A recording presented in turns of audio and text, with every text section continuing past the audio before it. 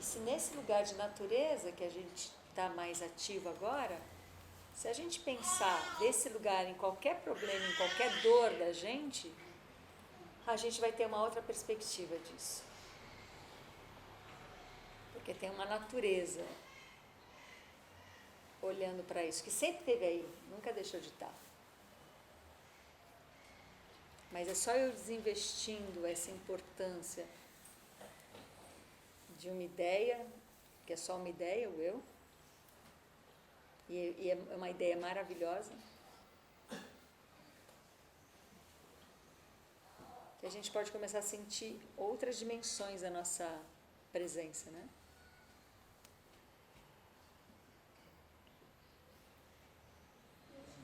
Eu não faço outra coisa da vida, só fico brincando disso, né? Então, acabo... que se eu faço isso da vida? E aí, eu lembro que teve um momento, assim, que eu era tão natureza, assim, eu era tão uma natureza, né, em existência, que eu falei, bom, agora está na hora de ver, de testemunhar quando se perde. Então, que bom, está chegando o Natal, oba! E aí no Natal, eu tive toda a oportunidade, né? Porque você está ali, como é que é quando você está com a família, que te conhece desde que você nasceu, né? Como é que você comporta com aquela pessoa que você já tem passado com ela, bem estabelecido? Como é que se comporta? Mãe e pai, né? É maravilhoso ver esse movimento, porque é esse movimento que a gente precisa descolar e deixar vivo. Então, não é ficar de mal com o personagem, é ver esses movimentos, né? Para mim, uma coisa que foi muito lindo e vendo, que quando eu comecei a ter essa percepção, eu via quais relações me traziam personagens fixos.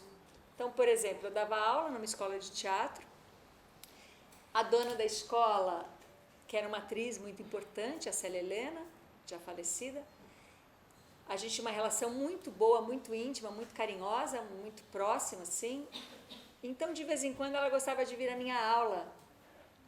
Porque os alunos gostavam tanto da minha aula, ela gostava tanto de mim, então, quando dava uma folguinha, ela entrava na minha sala para curtir a minha aula.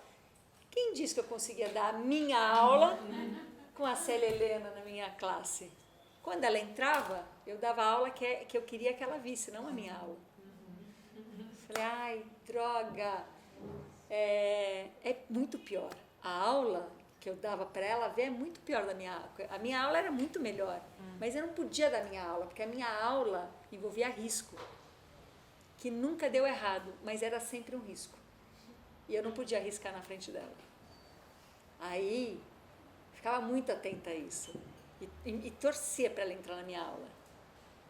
Porque eu falava assim, meu Deus, eu vou correr esse risco.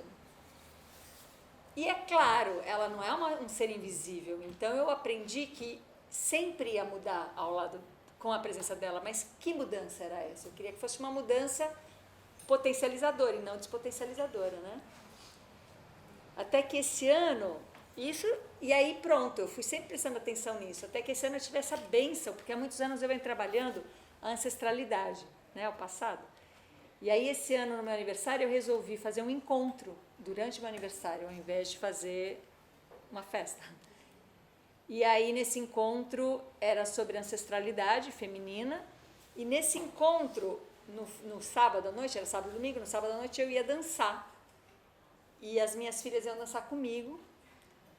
E aí, no último momento, eu convidei minha mãe para vir participar do encontro. E para participar da dança também. Claro, eu só pus a minha mãe numa situação possível para ela ali no final, mas eu... E a grande alegria do encontro foi quando acabava o encontro, eu não lembrava que a minha mãe participou do encontro.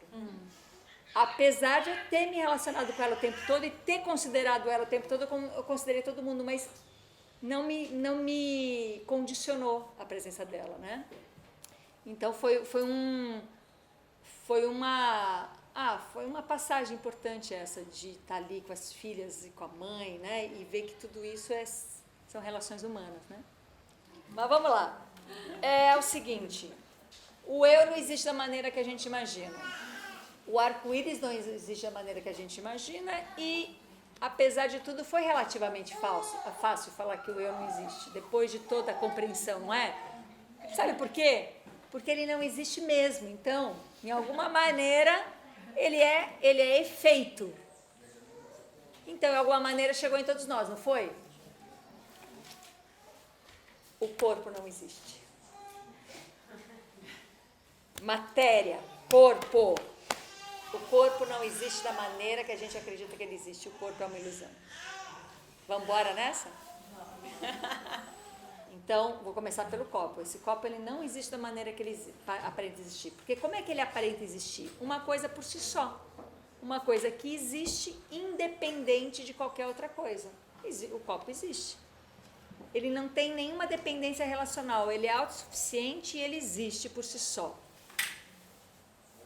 É assim que a nossa cabeça, assim que a nossa mente realiza, que a nossa ideia realiza. Mas ele não existe por si só. E eu vou provar isso, é óbvio, né? Porque eu não vou deixar vocês com um dogma, né? Então, vamos lá. Se esse copo existir por si só, eu preciso encontrar ele. Não encontrar pedaços dele que se um dia eu reunir as partes dele, né? Porque se eu jogar esse copo no chão e ele quebra inteiro, cadê o copo? Ah, não, tem pedaço de copo. Cadê? Me mostra. Não vai conseguir. Então, eu realmente preciso provar que ele existe se ele se apresentar. Então, vamos lá. O copo, para eu falar assim, isso é um copo e não se discute, é um copo. Está no vidro? Não. Não está no vidro. Está no formato dele? Está na altura dele? Está... Estou procurando nas partes dele, né? Está na água que está aqui dentro, o copo? Está na marca dele? Não. Eu não encontrei o copo nas partes dele.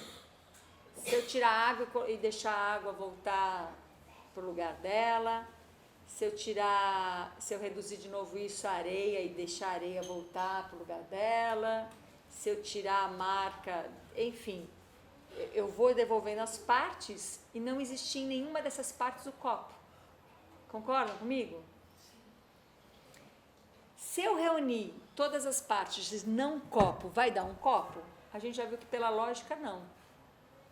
Não dá copo se eu reunir todas as partes. Quebra o copo aqui no chão, a água cai para o outro lado, reúne tudo. Vai dar copo? Não vai dar copo.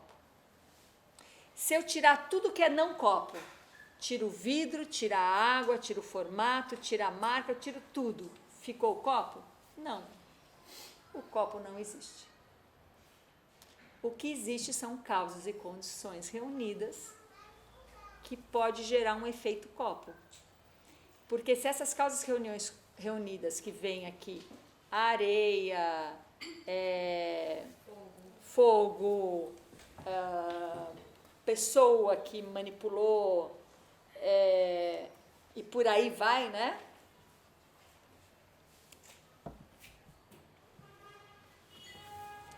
Esse copo, ele é dependente relacional de tudo isso, ele não tem uma existência inerente. Então, eu não posso dizer, eu posso dizer que culturalmente isso é um copo, mas ele não é um copo para uma criança pequena, um bebê.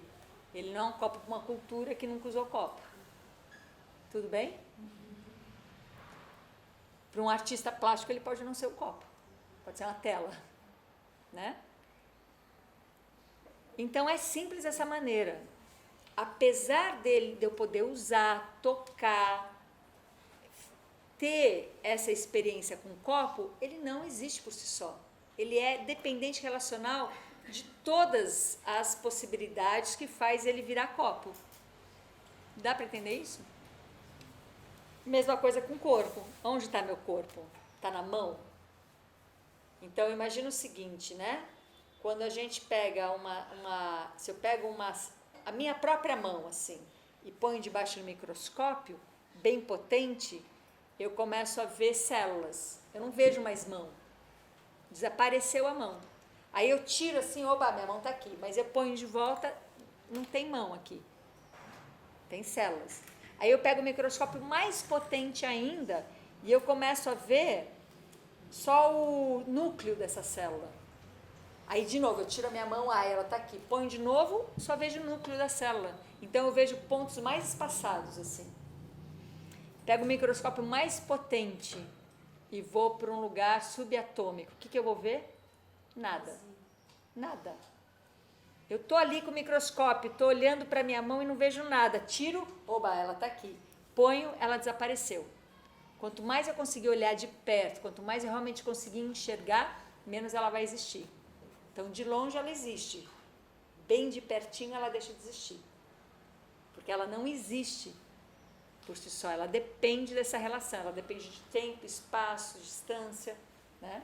Condições reunidas para existir a minha mão, para existir o meu corpo. Então, qualquer parte que eu pegue, aqui é o meu corpo, isso é o meu corpo, isso é meu corpo, isso é meu corpo, nada que eu pegue e fale assim, isso é meu corpo, que alguém possa ver só isso e falar assim, isso é o corpo da Ana. Não. Concorda comigo? Não tem nenhuma parte que é o corpo. Eu preciso, eu não posso reunir todas as partes não corpo e virar milagrosamente corpo. E eu não posso tirar tudo que é não corpo e surgir um corpo. O corpo não existe. O corpo é um efeito de causas e condições reunidas para existir. Então, antes de cada um de nós nascer, houve uma concepção onde não existia o nosso corpo e não existia um eu, mas existia alguma coisa ali. Quando eu fiquei grávida do Guto, que é o meu filho mais velho, eu não estava nem aí para absolutamente nenhuma consciência de maternidade. Eu estava aí para o meu estudo biológico, anatômico, fisiológico. Então, eu acordei um dia, naquele dia específico, e falei, eu estou grávida. Tenho certeza que eu estou grávida. Porque eu tive causas e condições reunidas naquela noite que me permitia falar isso. Estou grávida. E aí, de lá, dessa manhã, eu fui até um médico qualquer e falei, eu gostaria de um exame para gravidez, de um ultrassom. Por que eu queria? Eu queria pegar o início da vida, né? E o médico me deu um atestado para ultrassom, fui lá no laboratório, deitei ali, gel na barriga, não sei o que, começa o ultrassom e fala, não, você não está grávida. Fez exame de sangue? Eu falei, não. É só a última menstruação. Aí ela falou, não, mas peraí, ainda você não está no período de, né? Eu falei, não, é que eu fiquei grávida ontem, né? Tinha 26 anos, né? Era criança. Ela falou, não, você não está grávida. Não, eu estou grávida. Não, você pode estar grávida, mas não dá ainda para ver. Nem se eu fizer um ultrassom vaginal, não vai dar para ver. Eu falei, então do que eu estou grávida? Né? Do que eu estou grávida? Claro que eu estava brincando com a pessoa, né? Mas era para mim mesma. Essa é a minha pergunta. Do que estou grávida? Não estou grávida de uma célula visível. Não estou grávida. Mas eu estou, né? E se comprovou. Algumas semanas depois, eu pude voltar lá e constatar uma pulsação. Porque aí eu fiz outro ultrassom. O Guto é o rei do ultrassom. E não tinha um órgão. Tinha uma pulsação. E aí essa outra pessoa que me fez o exame, que era outra pessoa, pegou e falou assim, olha, tem pulso. Falei, mas tem coração? Não, tem pulso. Então não é o coração que pulsa, é o pulso que faz o coração. Quem não tem mais nada a fazer, pensa essas coisas, né? É o pulso que faz o coração. Então, não é o seu coração que está pulsando. É o seu pulso que está fazendo o seu coração. Porque um coração, pulso não é um coração. Não é lindo isso? Então, eu estava grávida de uma pulsação.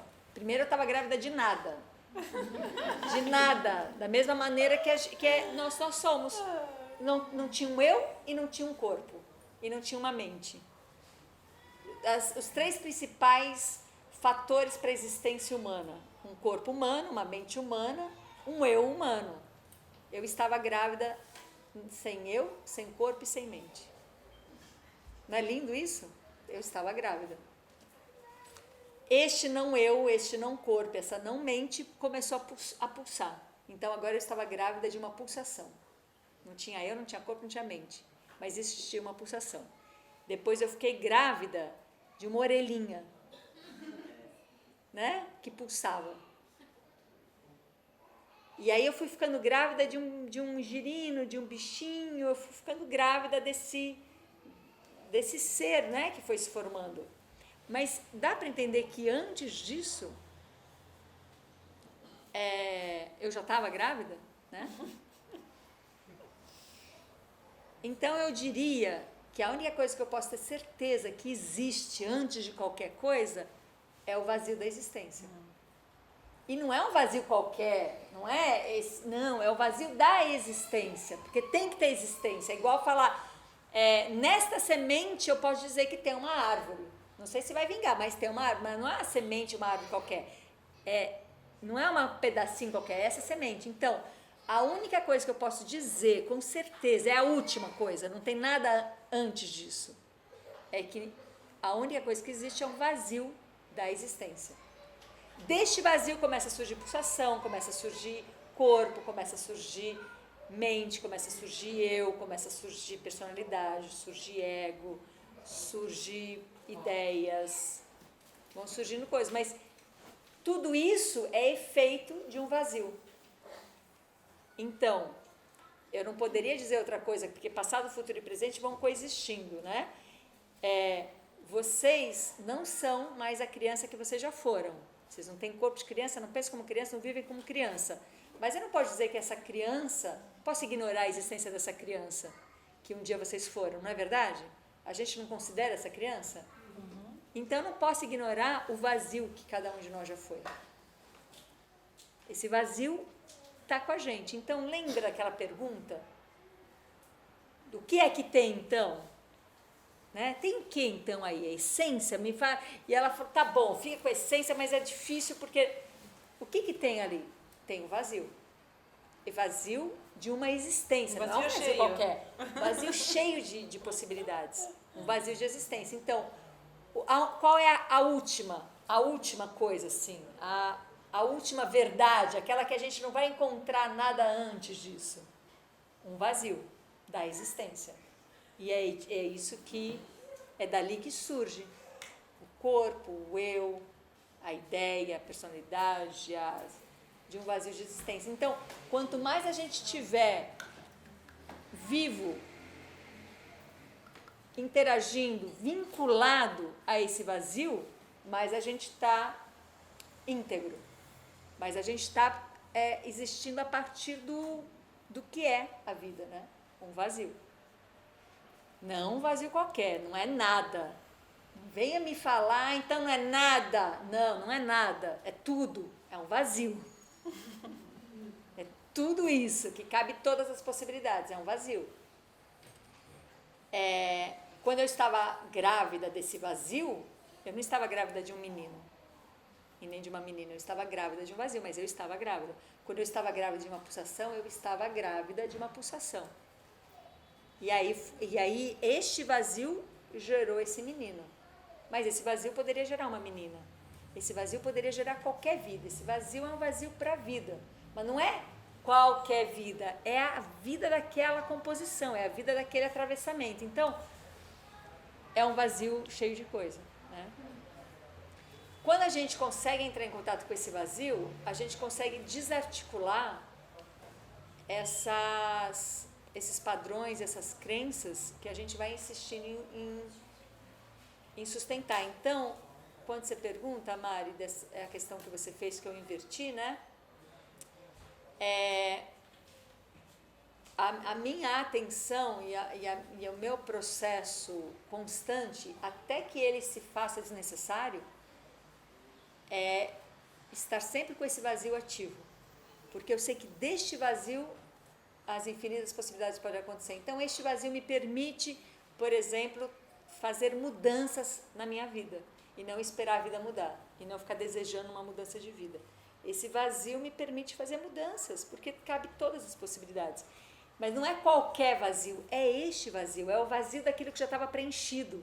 Quando eu esvazio Então, o eu preenche esse vazio.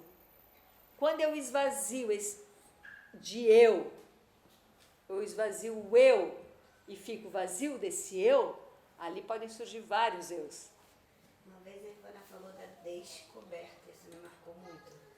Descobrir O que já existe. Eu acho que o vazio, às vezes, ele vai pela semântica. Não é fácil. Ele vai para um lugar difícil, às vezes. Não sei se ajuda alguém, mas me ajuda a pensar em descobrir. De tirar o que não é, o que está por cima, para reconhecer o que já está lá. Para mim, como foi uma experiência que eu prestei na hora, assim, me foi muito forte de estar grávida de um vazio. Sim. Mas assim, por que eu sabia que eu estava grávida? Não era a primeira vez e única que eu tinha transado na minha vida. Aliás, eu estava evitando essa gravidez, porque não era o momento de eu ficar grávida na minha concepção personagem, né? Então não era de jeito nenhum, não é que eu estava tentando ficar grávida e acordei e falei, nossa, acho que eu consegui. Não. Acordei e falei, ixi. Estou grávida. Meu Deus do céu! Eu estou pensando de outra maneira, estou sentindo de uma maneira. Eu sou outra pessoa. Só posso estar grávida. Eu me olhava no espelho e falava, eu posso estar grávida ou louca. E uma vez, minha própria querida Célia Helena virou para mim e falou assim, você sabe como a gente percebe que alguém está louco? Pelos olhos. Ela me contou, né? Então eu fui me olhar assim pelos meus olhos, talvez eu estava com um olho de louca. Falei, não parece um olho de louca, estou grávida. Mas estou grávida do quê? E este vazio, por exemplo, hoje meu filho tem 26 anos, eu mantenho vivo. Então eu olho para um homem ali de 26 anos e eu sei, eu testemunhei, eu vi. Ele veio de um vazio e esse vazio está nele. Então aquilo que a Ivana estava falando, que não dá para você ver antes, mas depois, né? Que dá para você ter essa relação. Então, quando a gente começa a ter um olho que naturalmente vê que as coisas existem de uma maneira diferente do que a gente acredita existir, quando a gente começa a criar esse olhar natural para isso, é que, voltar para o começo da nossa conversa, é que a mente saiu da estagnação da dualidade. É que a mente conseguiu caminhar para a integração, da dualidade para a integração, da integração para o paradoxo, do paradoxo para a ação.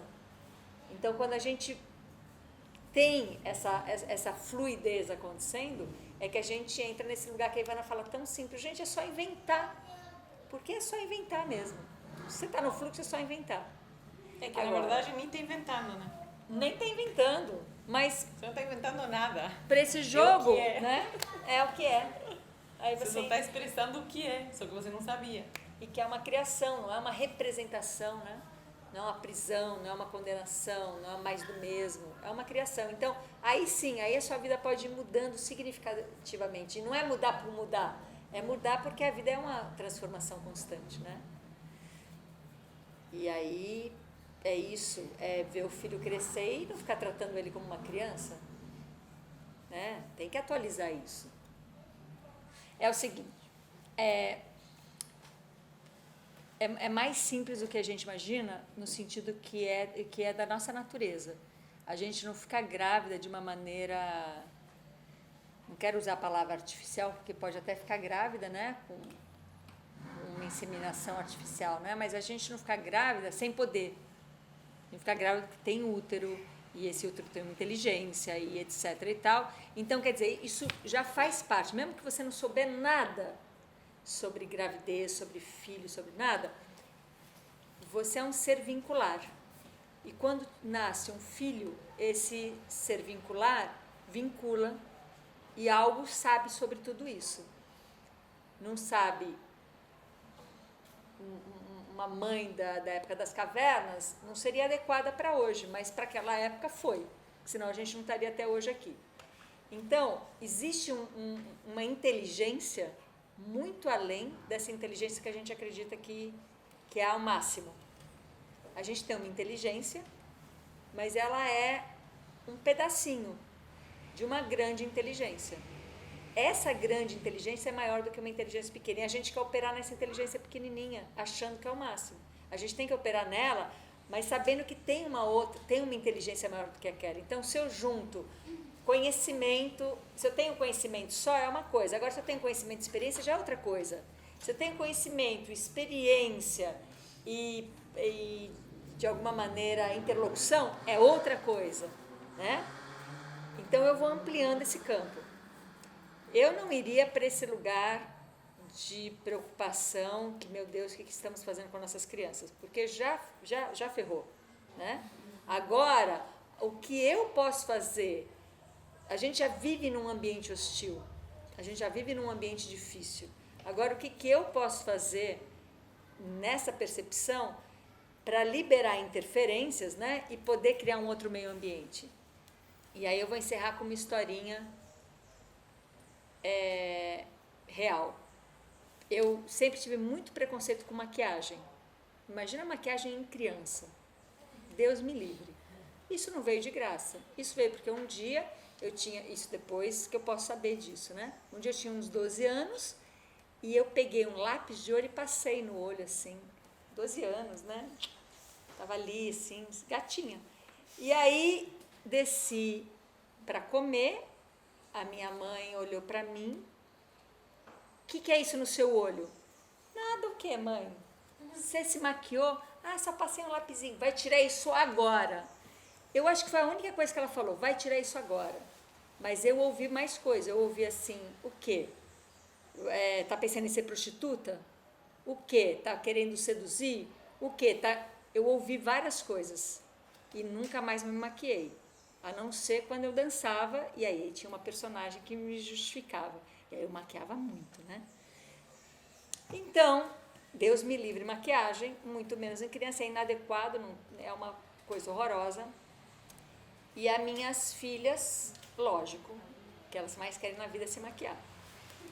E aí vai, se maquia, eu falo, faz à vontade, pode se maquiar à vontade, desde que vocês se maquiem e depois tirem tudo, né? E que ninguém veja. Ok, à vontade, né? Aqui no meio do mato se maquia à vontade. Se for para a cidade maquiada, né? Então tá, se maquia, de vez em quando e não é qualquer maquiagem, assim, de vez em quando eu perdia, assim, quando eu olhava, já estava maquiada no carro, assim, indo para a cidade, vamos voltar, vai tirar essa maquiagem, né? E às vezes eu estava distraída, já na cidade, vendo minha filha maquiada, droga, né? Perdia. Muito bem, e esse conflito interno sempre grande. Um dia desses, tem um museu em São Paulo que ele pegou fogo, o Museu da Língua Portuguesa, e agora ele vai ser reinaugurado. E eles vão ter umas telas onde eles querem ouvir vários sotaques, várias línguas, vários modos de falar. E tem o da criança, do adolescente e do educador. E eles foram fazer com a gente essa filmagem. Então, ia me filmar, e aí depois filmou as minhas duas filhas. E aí quando me filmou, né, dominei, vou falar sobre educação, né? E deitei e rolei. Quando a minha filha foi filmar, ela tem uma personagem, a minha filha de 11 anos. Há alguns anos já, uns 4, 5 anos, ela tem uma palhaça que chama Bibi. E ela ali, o que a diretora queria ouvir? Sotaques, então, assuntos, o que ela quer falar, né? E aí falou sobre, né, o que você gosta de fazer? Não sei o que, eu gosto de fazer teatro. E no teatro que você já fez, eu falo, olha, na verdade eu tenho uma personagem, uma palhaça, a Bibi. E, como é que a Bibi surgiu? Falou, eu sempre gostei muito de maquiagem. Eu nunca tinha ouvido isso. Eu estava ali assistindo e ela falou assim, eu sempre gostei muito de maquiagem. E aí, eu ficava às vezes ali no meu quarto, no banheiro, experimentando muitas maquiagens. E eu ia vendo que eu ia virando outras pessoas. E aí eu fiquei sempre experimentando muitas maquiagens, eu fui virando outras pessoas, e aí eu fazia personagem, eu brincando, aí eu tirava, fazia outras, e um dia, nessas maquiagens, apareceu alguém que nunca foi embora, que sempre voltava. Aí eu resolvi dar o nome para ela, a Bibi. Bibi é nome de palhaça, né? Então, assim que apareceu a Bibi. apareceu porque ela ficou brincando de maquiagem. Aí a diretora falou assim, você apresentaria a Bibi agora? Falou, sim, eu só preciso me maquiar. Aí ela foi lá e pegou um batonzinho vermelho, fez uma pontinha assim no nariz e falou, pronto. Então tá, a claquete agora é a Bibi. Oi, Bibi. Oi, era outra pessoa, era outra criança, era outro ser, respondendo todas as perguntas. Um encanto, né? Então, é aquilo que a Ivana falou, né? Vai ver o filho querendo ser milionário e o cara acaba ali, porque são personagens que vão passando, né? E o cara acaba virando um super fotógrafo. São personagens que vão experimentando e que vai deixando alguma experiência, que são essas marcas que dão 300 anos. Né? Agora, não foi eu passar o lápis no olho que me deu uma marca de dor. Foi ouvir, vai tirar agora essa maquiagem com subtexto, você não vai ser uma prostituta. Porque talvez tenha, e depois eu fui descobrindo, porque tem essas heranças na família. E eu não ia pegar essa herança, né? Entende? Então a gente não sabe o que vai acontecer com os filhos. E não tem controle nem garantia. Mas se a gente consegue se ouvir, a nossa expressão verbal, a nossa expressão auditiva, a nossa expressão visual em relação ao que a gente vê, que é a nossa expressão, nossos filhos, a gente vai ter um pouco mais de espaço para poder ficar mais colado a esse vazio, a essa existência que ela é um puro movimento constante, transformador, que vem sempre de um vazio, ao invés de ser essa destruição que é ter uma coisa e ficar transformando aquela coisa. Isso destrói a coisa. Entenderam a diferença? Se eu sou uma coisa, se eu sou esse copo e eu fico mudando esse copo, mexendo nesse copo, fazendo esse copo virar outra coisa, eu destruo o copo. Agora, se aqui não existe um copo, se aqui o que existe é um potencial, eu posso, sei lá, fazer disso um vaso, fazer disso infinitas possibilidades dentro dessa composição, que eu não destruí o copo, né? E que outras coisas aconteceram. Então, o negócio é esse, a gente se retomar o vínculo com a nossa essência, que agora eu apresentei para vocês, que é um vazio, de onde tudo está. E esse tudo é você, não é um tudo qualquer. É um tudo você está inteiro nesse vazio. Então, é uma liberdade tremenda de criação, apesar de não parecer, porque a gente está muito condicionado às marcas de vai tirar esse lápis do olho agora. Ao invés dessas marcas de eu experimentei todas as maquiagens e ela me apresentou um monte de coisas. Eu posso deixar essa maquiagem de lado, pintar o nariz e eu sou a Bibi. E eu posso não ter mais o nariz pintado, eu posso não ser mais a Bibi, eu sou agora esse ser que está o tempo todo se autoconstruindo.